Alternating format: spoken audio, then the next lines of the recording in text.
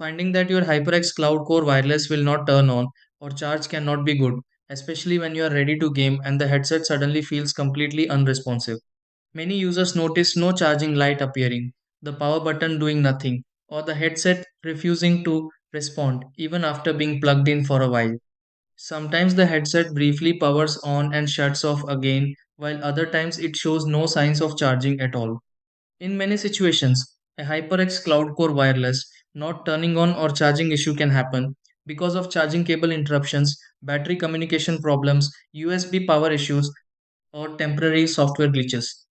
Before assuming the headset stopped working completely or reconnecting everything repeatedly, these are the steps you can try to fix this and get the HyperX Cloud Core wireless working properly again. 1. Connect the HyperX Cloud Core wireless to a different charging cable or USB port and check for charging lights carefully.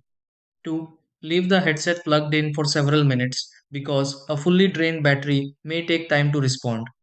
3. Press and hold the power button longer than usual to check whether the HyperX Cloud Core wireless powers on normally.